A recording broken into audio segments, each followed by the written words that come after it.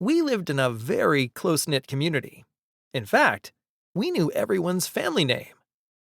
My parents were very well known in town, and occasionally, even politicians would visit our home.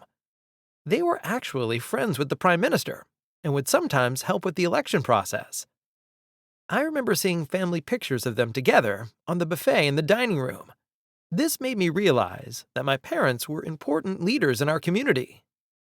On our big, beautiful farm, every corner had a special name and its own treasures. One part was called Old Yard. In Old Yard, magical medicinal plants grew alongside creamy avocado and rich cocoa trees. Over in Cane Piece, tall sugarcane danced in the breeze.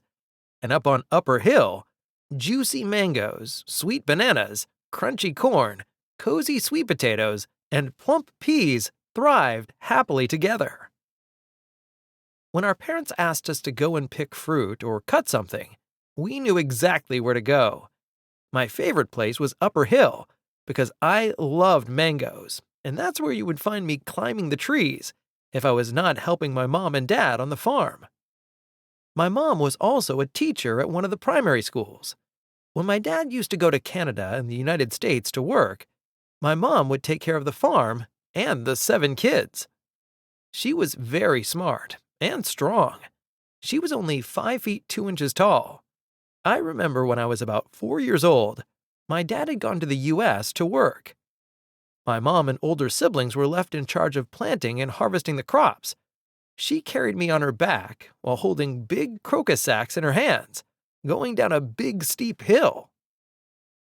During harvest season, my siblings and I would help to gather up the produce.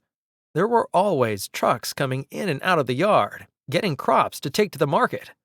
Trucks even picked up lumber and stones. We all had chores, but once we got done, we were able to go and play with our friends. Our family was also big enough that we could play with each other. Sometimes my dad would even join in when we played a game of cricket or dominoes.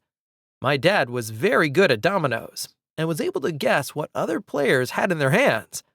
I was always fascinated by how he was able to do that so well.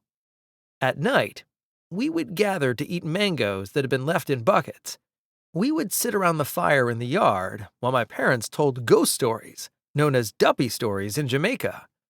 I would be so scared that I would stay curled up in the middle of everybody. Some of the stories sounded so real, I would not go to the toilet by myself for fear of seeing ghosts.